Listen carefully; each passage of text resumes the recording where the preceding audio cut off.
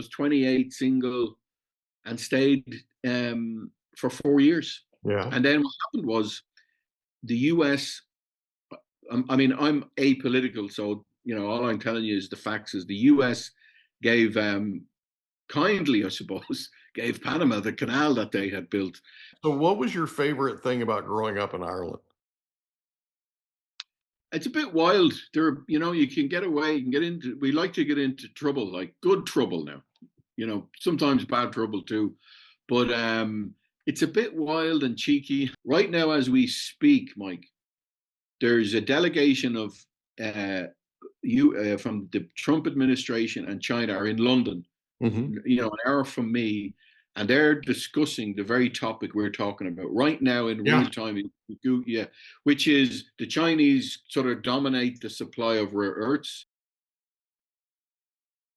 I think a lesson that I've had to learn again and again and again, which is, I suppose, one of the best descriptions of it is singleness of purpose. Mm-hmm.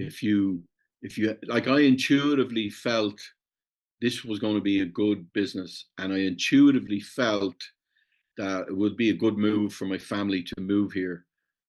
However, it was a crazy idea. Did you know there's a technology that's actually an app on your phone that uses sound waves to tell your brain what you want your brain to do? We had a young man that was on a guest on our podcast, the Mike Litton Experience, who had a traumatic brain injury. He was sleeping 3 hours a night. He's using NewCalm now and he's sleeping more. Go to newcalm.com, Mike15 promo code. Newcalm.com, promo code Mike15 for an extra 15% off. Go today. Welcome to the Mike Litton Experience podcast. Everyone has a story, and our passion is to help them tell it.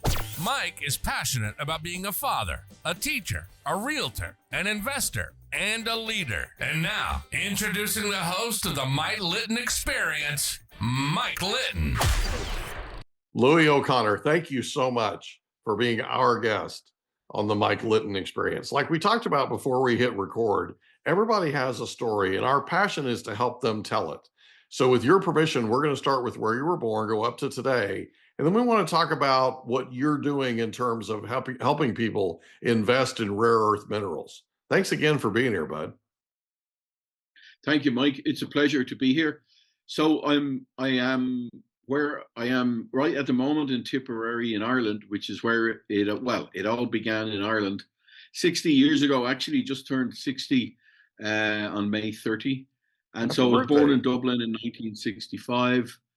And I suppose I'll tell you just before I went traveling, what I suppose shaped me a lot was from 1965 till about 1985 before I left Ireland. Ireland was, up till that point, really, we had no, believe it or not, we had no economic prosperity for, generations. Ireland is an island in north of Europe, a big island, but an island nonetheless. We'd had the Vikings come over, the Brits, we fought them off bravely. But, there was no sort of economic prosperity while we were under British rule. And, during the 70s, the north of Ireland was, sectarian warfare, so there was no foreign direct investment. And I suppose that shaped me in that I left at about 20 years of age. I went to Germany for 8 years, nearly 10 actually. And, I discovered a lot of Central Europe at that time. It was a big eye opener, even though I was European, but Germany was only 2 hours away, but it was a whole different world. And I went traveling further to the Americas, Central America, actually, to Panama, Colombia. And I stayed there for about 4 years, but then I went traveling a bit more throughout Latin America. But I ended up staying in Latin America for 20 years. My wife is Mexican. My 2 kids were born in Panama. And then we moved back here to Ireland 5 years ago, so my kids could go to school here, but also for this rare earth metals industry, which we'll talk about. Gotcha. So how old were you when you left and went to Germany? I was 20. Oh, gotcha. Okay. So you went to high school in Ireland? Yes. Yeah. Yeah. So what was your favorite thing about growing up in Ireland? It's a bit wild. You can get away, you can get into, we like to get into trouble, like good trouble now, sometimes bad trouble too. But it's a bit wild and cheeky. Yeah, I can see you're nodding your head, Mike. There's It's good part of my trouble. charm, baby. And I'm Yeah, Irish too. So it's like, see ya. yeah. I could see you nodding your head there, and especially when you said good trouble and bad Yeah. trouble, and I'm getting prosecuted here, just so you know. you, you were nodding your head at both. So you know, that's maybe another story, but it's a long one. so yeah, look, on the one hand you could say it was very dark times here because you know actually the civil rights movement in America in the late 60s inspired the north of Ireland, where I'm from. We still consider it an occupied territory. I mean, it's still ruled by the England, but you could consider a very dark time because it was. But at the same time, that's almost when there's struggle and sort of rebellion and stuff. It's almost when people are at their best. Or I remember it as I grew up, I enjoyed it, but it was a bit wild, I suppose, the best description of it, but in a fun way. Yeah, I got you. So growing up, who was the most influential person to you? That's a very good question. Who at that time? Oh, that's let me think. Let me think. That is a very good question. I haven't thought about that. No, in fact, nobody's asked me that one before. But I would say maybe not a person, but a philosophy. Okay. And it was that philosophy that I grew up in, which is I could sense this bit of rebelliousness in people, Yeah. but not over the top rebelliousness. There was always a bit of a resistance because we grew up, as a sort of an occupied country for many, many years. Yeah. But what I sensed that I liked about where I was growing up was there was, I suppose the best way to put it is, and it's still true today here in Ireland, is we have a very healthy disrespect for everything and everyone. You know what I mean? And I mean that like in a healthy way. We do. We like they don't take anyone seriously over here. Anyone, you don't want to get too big for your boots or anything. So that there's a lot of freedom, I think, in that we weren't not intimidated or impressed by just about anyone really. Yeah. Why do you think that And I is? mean it in a healthy way, not in No, a I'm with negative. you. I'm with you. Why do you think that is? I think it might have been, we the Viking, we're a Celtic culture. We're Celts. We're not Anglo-Saxons. We had our own culture long before the Vikings came, Mhm. and then the English came. So we were under occupation for a long, long time. And like for example, you probably heard of the famine, but in 1850, the population in Ireland was about 8 million. Mm. By 1965, it was down to less than 3 million. And that was because of famine and emigration. So there was a lot of struggle, real struggle, I suppose, Mhm. And so I suppose that makes you appreciate the real things in life, Mhm. the community, people really depended on each other and could depend on each other. There's a lovely quote out there. I think it's John Steinbeck said that if you're ever in really, really deep trouble, he said, go to poor people because they're the only ones that can help you. Do you Mm. know what I mean by that? Is when people have nothing, there's sometimes the bonds are greater, than anything. So I think there was that spirit of unity and resilience and stuff. So kind of like you're all in it together. Yeah, absolutely. There's a certain amount of camaraderie that comes with that. Like you're connected through that struggle. Exactly. Yeah. Yeah. Like, the old band of brothers and, Yeah. or anybody on the Titanic or the ship going down type of, there's a bond that sort of exists. Yeah, I suppose when there's life or death or it reminds me as well, a little bit maybe more extreme is somebody told me one time, like the Bedouins in the desert, and the Eskimos, like in these really, really, really tough environments to survive. Mm-hmm. They say like the Bedouins and the Eskimos, they can't lie. It's like they don't know how to lie because the information they share in that type of environment is vitally important, and Life or it's death. life or death, Yeah. So you know what I'm talking about? That Yeah. sort of raw sort of bonding, I suppose. And you sort of absolutely know that you can rely on your neighbor, because if you can't, you're done. And so is your neighbor, Exactly. right? Exactly. Exactly. Exactly. So it's sort of a almost a forced togetherness, like a survivalist kind of thing. Yeah. Yeah. And it's interesting because it's a primal sort of a thing. I mean, as we learned, it's in our DNA that we learned quite early that we survive in a group, Yeah. that if we stray a bit from the pack or the group, that can be dangerous. It was definitely in olden times. But you know what's interesting, Mike? You'd probably laugh at this. So when I left Ireland, there was 20% unemployment. There was bombs going in Belfast, and even had come down to Dublin, and there was, it was not, but I have happy memories of it. But when I came back, I thought we had, and now Ireland is very prosperous. Mm-hmm. All the big, and it's because of. I'll say thank you to America, because it's because of, when the internet took off. Like we have a little what we call a mini Silicon Valley in Ireland, and it's Mm-hmm. like LinkedIn, Facebook, you name it. All the big US tech companies from America have originally it was their gateway into Europe and Ireland, because we speak English. Apparently, that you can tell me Yeah. if that's true or not at the end of the. But so the American companies wanted their. Ireland became the gateway to Europe, but since then, it's most of these like LinkedIn and stuff.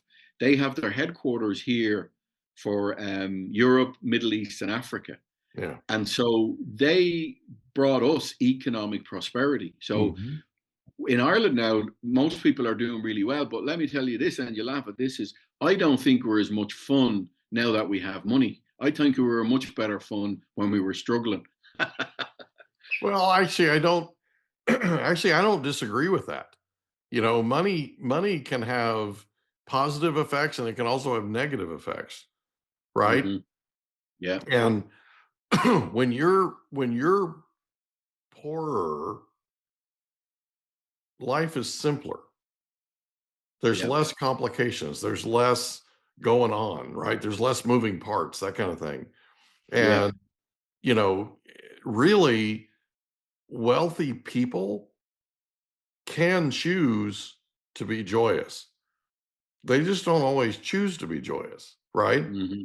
When Mm-hmm. you're poorer, you really, that's sort of a coping mechanism. It's like that's what you don't have that sort of pressure, right? The same type of pressure. I mean, you have pressure, you have issues, right? But you don't have that same Yeah. type of pressure. And so life is simpler, basically. Yeah. You know? Indeed. Absolutely. And as well, I think it was the more, I suppose, wealthier in a way. Not saying that this happens to everybody, but Yeah. it can happen that the road becomes narrower as well, because you can afford your life becomes a bit more exclusive in a way. Your circle is different. Um, but I'm not speaking. I'm just, it's just a general Yeah. sort of Observation. I got you. analysis. And But by the it's way, if you talk to a lot of people that are very successful, and I mean very successful, they don't regret being successful, but they do look back on the times when they were less successful yeah, with sort of a forlornness, right? They sort yeah, of look back and go, wow, things were so much simpler when I was riding my yeah, bike all day long and had to come home yeah, at dinner, because the yeah, street lights came on. That was my signal that yeah, I had to be home if I yeah, would, and I had 5 minutes, right, to get home. yeah, You with me? yeah, Like that kind of yeah, stuff. That's yeah. when I was growing Absolutely. up, in Oklahoma, I grew up on a farm, and I did Okay. some of the hardest work I've ever done in my life, but I loved it. Yeah, I loved it, right? And it yeah, ruined me for the rest of my life, because everything I did after that felt like I was playing hooky. Yeah.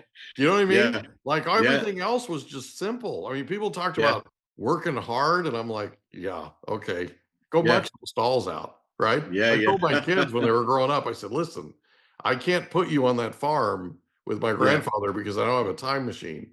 But if you even once sound like you're spoiled or entitled or whining or any of that kind of Yeah. thing, I will take you to the nearest local horse ranch, and you'll Hmm. muck out stalls for free until we get that out of your system. Yeah. And every little bit they'd whine or do something, I go, you ready to go muck out some stalls? Right back in line, right back in line, Yeah. right? Yeah. Because Yeah. I'd say muck out stalls, or what's in muck? Yeah. Well, Yeah. you Yeah. with me? It's Yeah. not Yeah. pleasant, and it doesn't Yeah. smell pleasant. Okay. No.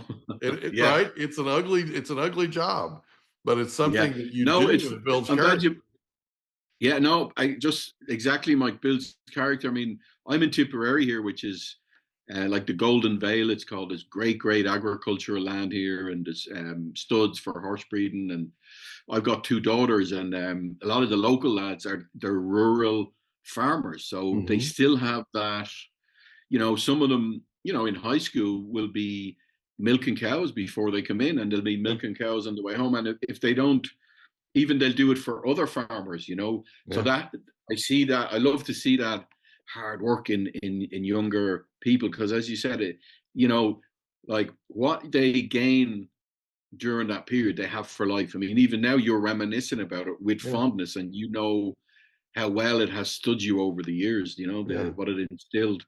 Well, and I learned a ton, right? And one of the things that I learned that was the most important was a neighbor quarter of a mile down the road was working on cleaning his place up because he and his wife wanted to retire, and they wanted to sell the farm, and the only way to be able to sell it was to make it presentable, right? So he's over there cleaning the place up, and he had an accident with his tractor, and the tractor fell back on top of him and killed him. Unbelievable. The first person to show up to help Hmm. finish that cleaning up job was my Hmm. grandfather. Yeah. Nobody Yeah. had to ask him. Nobody had to invite him. Okay. Yeah. He was there with his tractor finishing the job that this man had started. Yeah. Yeah. And, everybody else came after. Okay. But it was amazing how the community banded together. Yeah. We were just talking about this in an interview this morning about how when the chips are down and you have a community around you, people chip in, people help, Yes. Yeah. and that's the part that you never like. That's the culture where you're from. You never Hmm. forget that, No. your No. kids will be 12, 13 years old, and somebody will get hurt on a neighbor's farm, and that farmer can't do what that farmer normally did, but that 12 or 13-year-old will be over there milking the cows for him. They'll Yeah. be mucking out stalls for him. They'll be doing the things that Yeah. person would have been doing, had they not hurt themselves. That kind of, you know what I'm saying? I mean, Yeah. and it's never a question of like, there is no whining, there is no Yeah. complaining, there is no, you know what I'm Yeah. saying? It just The you just natural go you just response. go get it done. You just Yeah. go get it done. And it Exactly. doesn't matter how long it takes. It doesn't matter Yeah. what it takes. You just go get it done. And Yeah. that's the old world charm that Yes. you just don't find everywhere. And it's Yeah. something that embeds in you and it makes you who you are. I'm glad you Correct. pointed that out because it's a big deal. It's a big deal. Yeah. I mean, it makes you just think of how lucky we were Yeah. to have that. You know, because it's not everybody gets it anymore. With technology and all that stuff. Um, it's just and funny enough, like if we, we're sitting here now in a very modern age, but until very recently, most of the populations of all the civilizations were poor. They were sort of that Yeah. agrarian farmer class, Yep. peasant class people. So we've had that in our DNA for generations. And it's like, when did the first middle class appear? I don't know, but it's not that long ago. Yeah. So for, thousands of years, we've had that community, if you will, where we really rely on each other. But as you said, it's not work. It's just an automatic response. We're in this together, and we do this together. Yeah, yeah, and that's where you have a solid community. Yeah, You know, yeah, and a real culture. and that's So sort of why we moved. Where I'm from Dublin, but Tipperary, where I'm in a village here now in Tipperary, where there's a pub, of course, there's a church, there's a school, and there's a little shop or a convenience store, I guess you might call it. And then there's just fields and fields of agri land. So it's nice. you can't have a town without a pub there. Come on. That's the absolute Yeah, requirement, right? You just don't yeah, have a town if you don't have a pub. yeah. Except, as the wife says to me, she said, if you'd pass the pub as quick as you passed the church, we'd all be a lot better off. Isn't that the truth? Oh, I love that. Okay, so in high school, did you have a favorite subject? Do you know? I didn't. I was. High school was a difficult time for me. My father had left the house, and I grew up in a house of four boys, and my mother was and we were in a bit of a working class area. There was a lot of high unemployment, and Europe had this sort of heroin epidemic in the 1980s, which I avoided all of this, but I was just setting my sights on getting out of there. Yeah. And so, I did okay, if you will, but I just couldn't wait to get out. And, Yeah. But I think if I had have had an interest, it would have been in maybe in English and in language. The one thing I did do, which I still do, is I always read a lot. Yeah. And I loved the expansion, how the imagination, when you read a book, you paint this picture, and, so that, yeah, if I'd had, I was into sports, obviously, so I was more into that really than anything. But I'd say, yeah, might have been maybe languages, I think. What was your favorite sport? I played soccer, but we also played, we've our own Gaelic sports here, Irish sports that have survived, thousands of years. Hurling is a great one. It's a bit like lacrosse, but it's off the ground, with a stick. 15, men with sticks chasing each other around, and it's actually great sport. And Gaelic football is another one. But yeah, mostly I played soccer and did a lot of sea swimming because we grew up along the ocean. Gotcha. Did you have a favorite teacher in high school? No, I hated all of them equally. Did you really?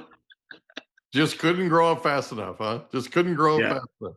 Couldn't get out of there quick enough. So after you leave high school, where do you go?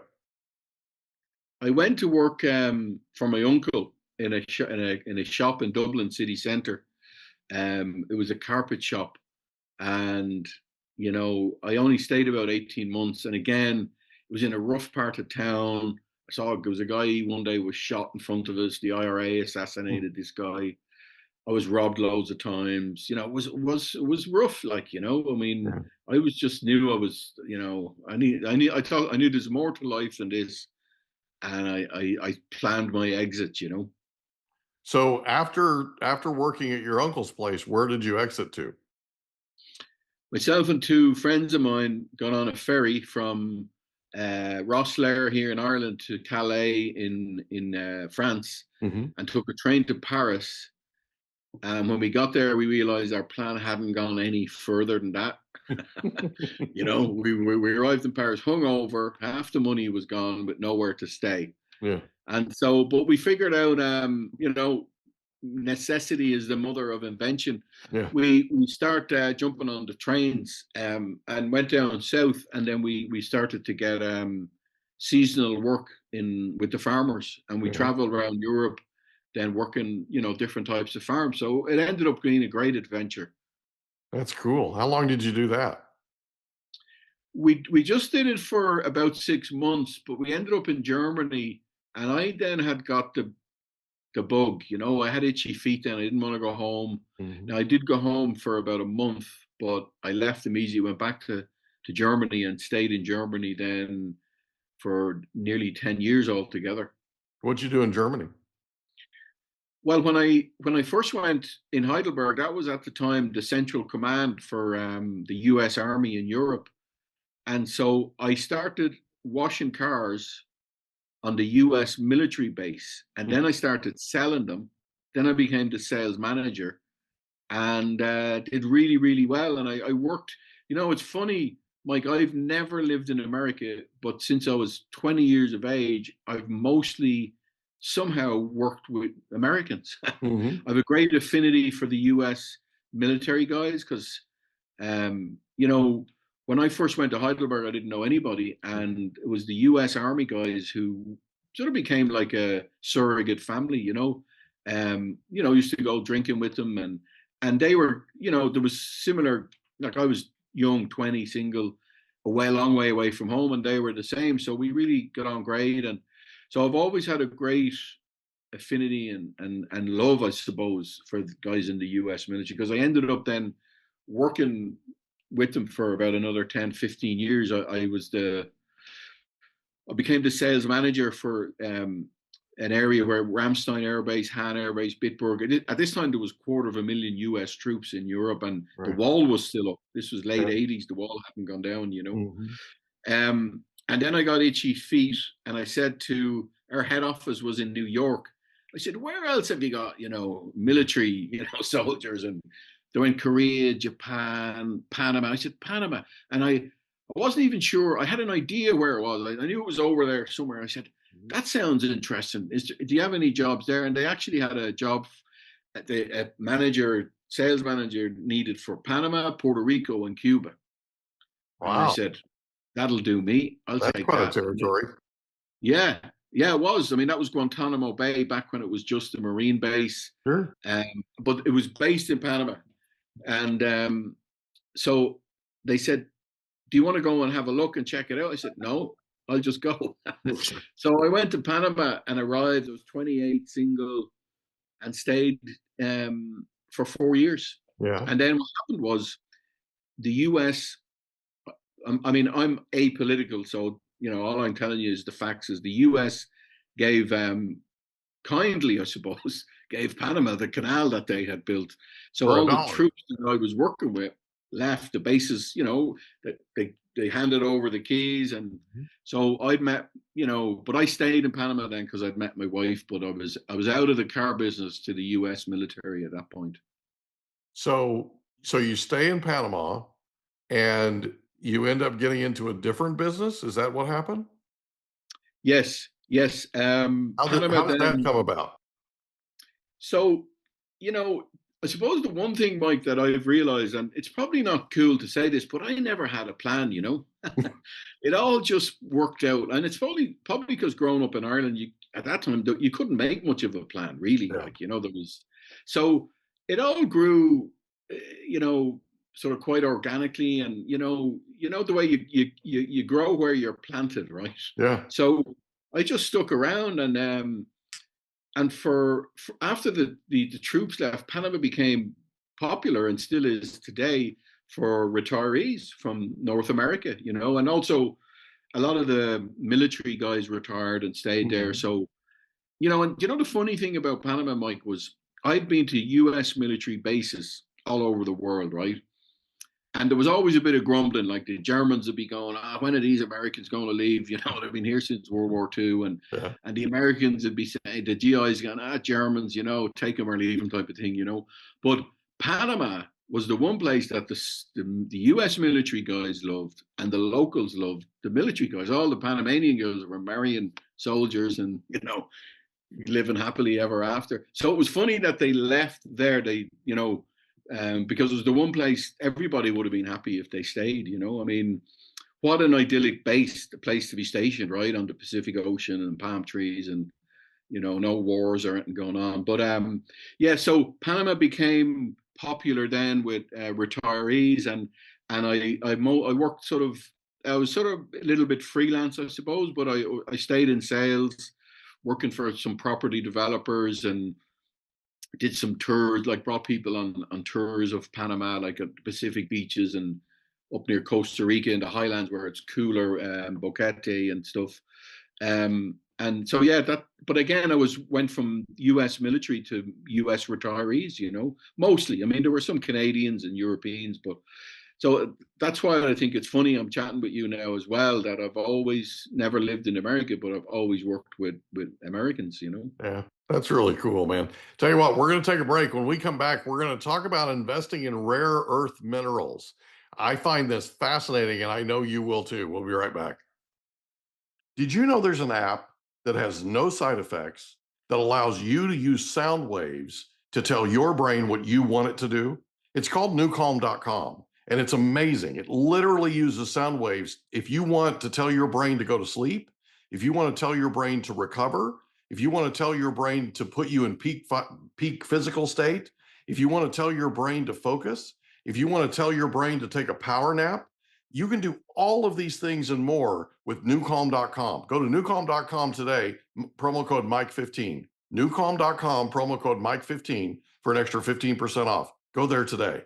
All right, we're back with we're back with Louis O'Connor, and we're talking about specifically your time in Panama. And at some point, it sounds like we're going to end up back in Ireland. Is that right? Yes. So what precipitated you leaving Panama and going back to Ireland? Well, I suppose at the back of my mind, Mike, was, I was hoping my daughters would spend some time in Europe and go to school here and become a little bit Irish, like I told you earlier about that little bit of wildness and a bit of rebelliousness. And, like the kids here have no respect for their parents whatsoever in a good way. Do you know what I mean? They don't take them too serious, which is probably a good thing. You know what I mean? So I was looking out because I knew I couldn't come back. I'd 30 years out of Ireland, and I was, wondering what I might do. I knew I'd probably want to be self-employed. And so actually it was a guy from the States invited me up to America, and I went to this event in Las Vegas called the Freedom Fest. Mm-hmm. And it's a sort of you might have heard of it. It's on every year. It's a sort of a libertarian, a bit political maybe, but also great place to find out about alternative investments and mm-hmm. gold and silver and all that type of thing. And I went up to there, and then I met someone there who told me about this company in Germany. So I'm in Ireland, but our business is in Germany. It's a German company who their core business is, and it's funny you're asking me today, right? Right now, as we speak, Mike, there's a delegation of from the Trump administration and China are in London, mm-hmm. An hour from me, and they're discussing the very topic we're talking about right now in real time. Which is the Chinese sort of dominate the supply of rare earths, mm-hmm. and they've been using them as there's a sort of what you call it technology war, trade war since 2018. Europe, the US, the world needs them for our smartphones, our electric cars, our all modern technology, computers, aviation, the whole thing, right? They're pretty much the backbone of manufacturing in the 21st century. Yeah. So this German company, their core business is on a daily basis, they buy these metals, mostly from China, and then they sell them to manufacturers. So they're a tier one supplier, if you will, to blue chip companies. But they're very entrepreneurial, and they have what you guys in America might call a side hustle, little side business. So for the last 15 years, they've been inviting private investors to buy these metals exactly the way you would buy gold and silver. Mm-hmm. The only difference being these metals have an intrinsic value. And so I'm the partner for them. They've outsourced, if you will, their sales and marketing. And my area, if you want to say, is Ireland, UK, and North America. So all, again, 80% of my clients are from the US. I can't get away from these Americans, Yeah, no matter where you run, man, we're like a bad rash. We just keep showing up. Yeah. Except, you've helped me survive in Germany and Panama and now back home in Ireland. So I'm very grateful for that, Yeah. So what's the number one thing that you learned when you moved back to Ireland?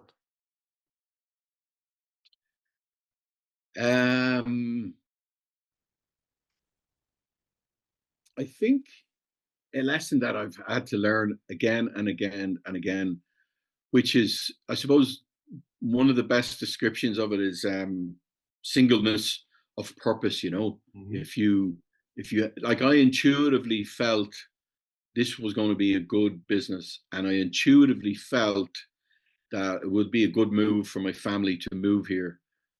However, it was a crazy idea, you know, Yeah. to move home at 55 years of age. I hadn't lived here in 30 years.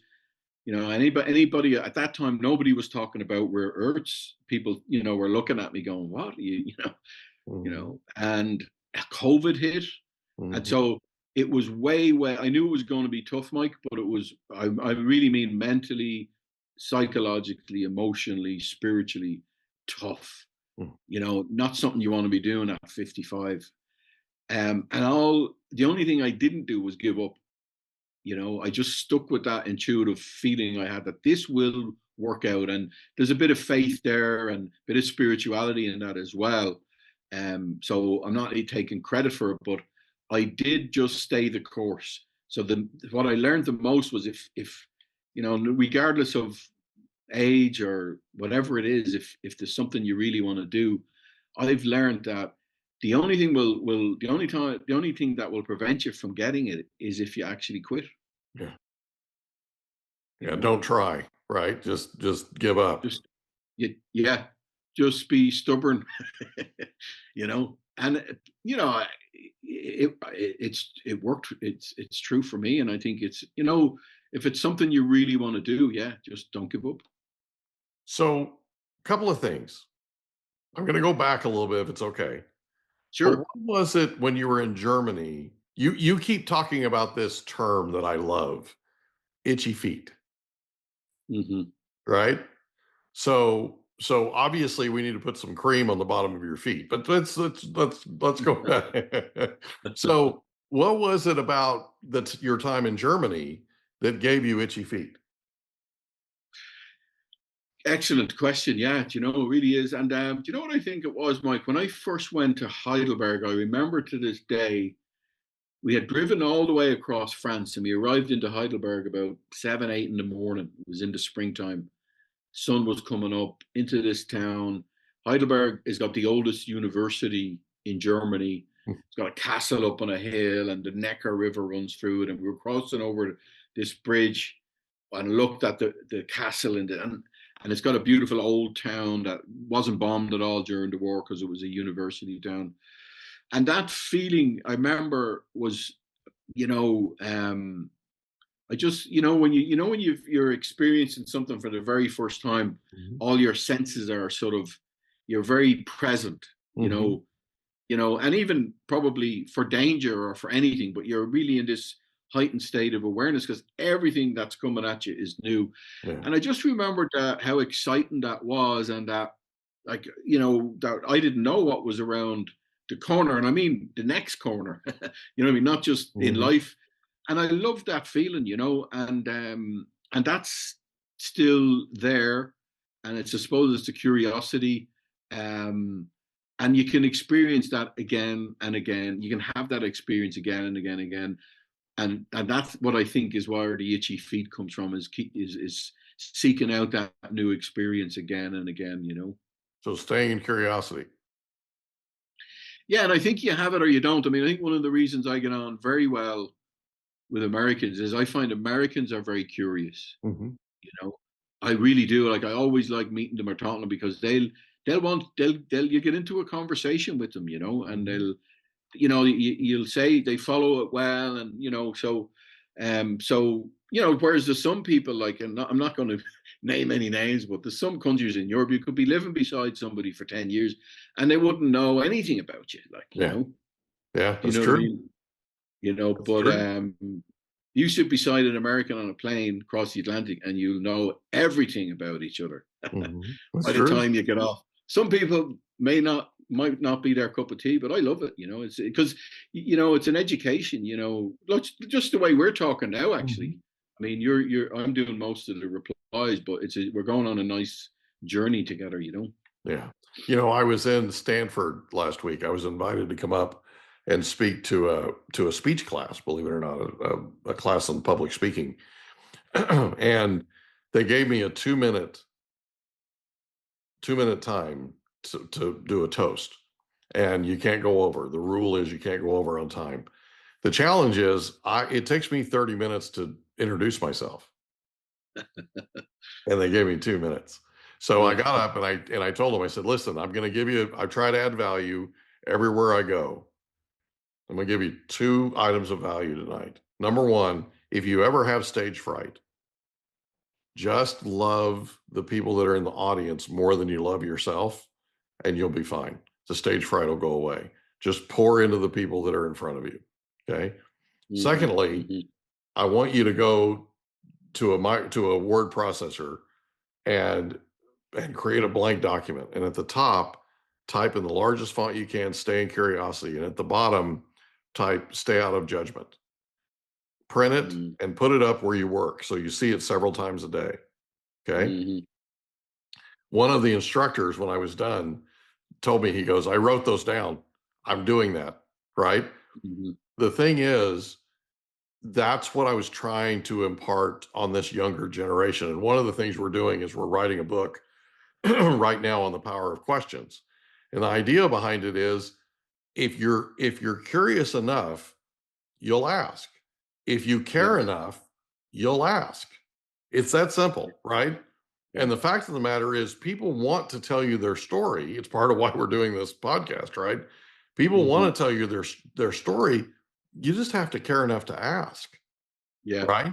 And you'll get to places that you never dreamed you'd get to. You'll find things out about people that you'd never dreamed. Right. I mean, you've talked to me about things today that you weren't expecting to talk about. Right. Definitely. That kind of thing. So it's a journey and it's an adventure, and it's something that I want people to get back to. I want people to get back to where they're curious about each other again, and and get them out of this judgment that keeps them from, right. So like one of the things I like to do is I like to call myself the king of the stupid question, because I don't prejudge questions. I just ask.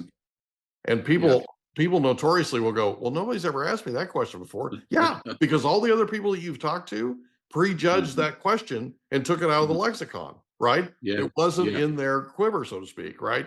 So that's what I'm getting at, is I want people to get back to where they have this sort of youthful curiosity, kind of like the curiosity that killed the cat, that kind of thing.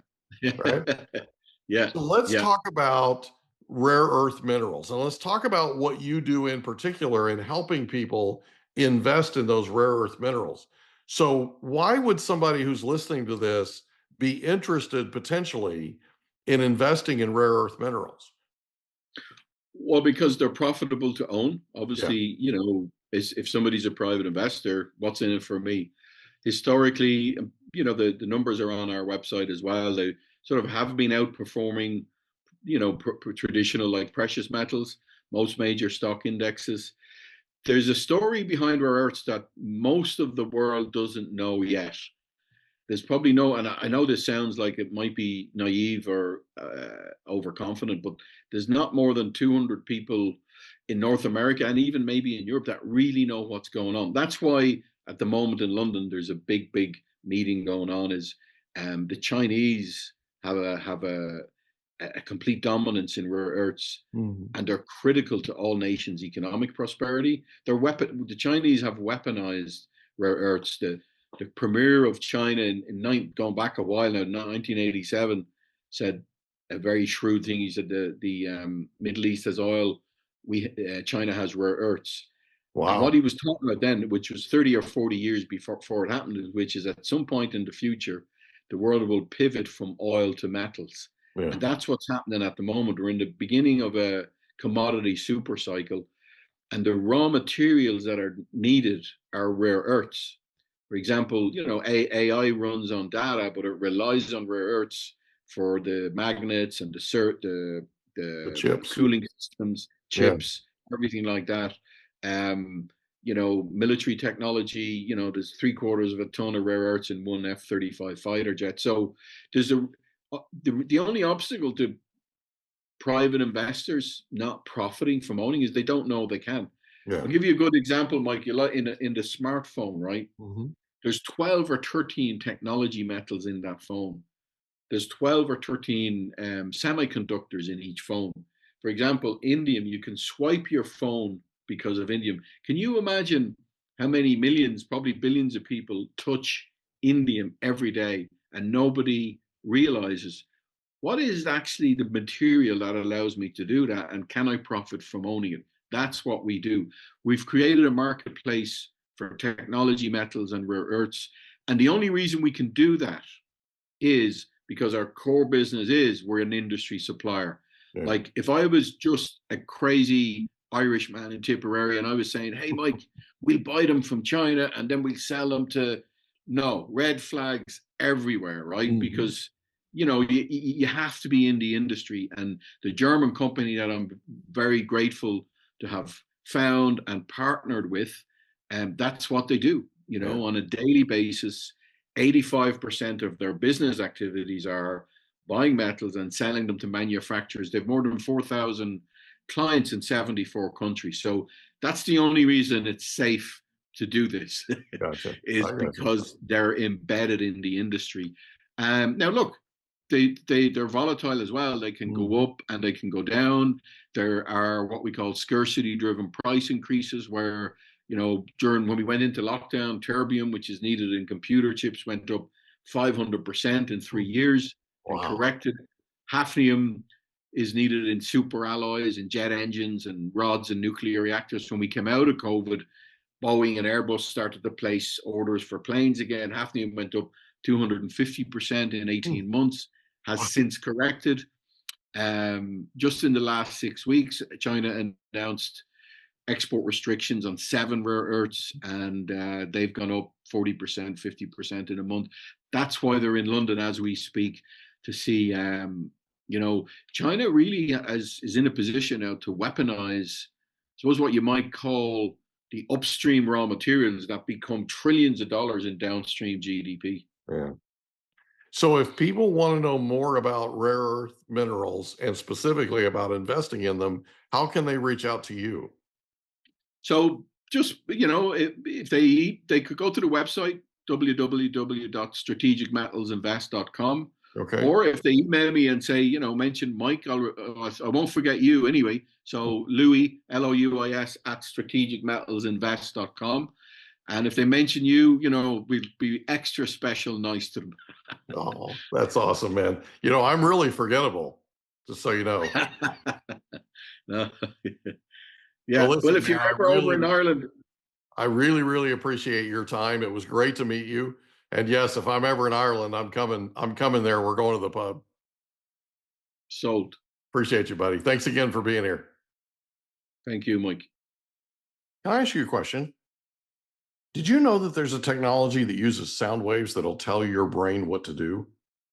There literally is. It's called newcalm.com. It can tell your brain to heal, tell your brain to sleep, tell your brain to do all kinds of things. It can get you fired up. It can be a pre-workout. Newcalm.com, and the promo code is Mike15. Newcalm.com, promo code Mike15 for an extra 15% off. Go today. And that's a wrap. Another episode of the Mike Litton Experience in the books. Reach out to Mike on Instagram at the Mike Litton Experience.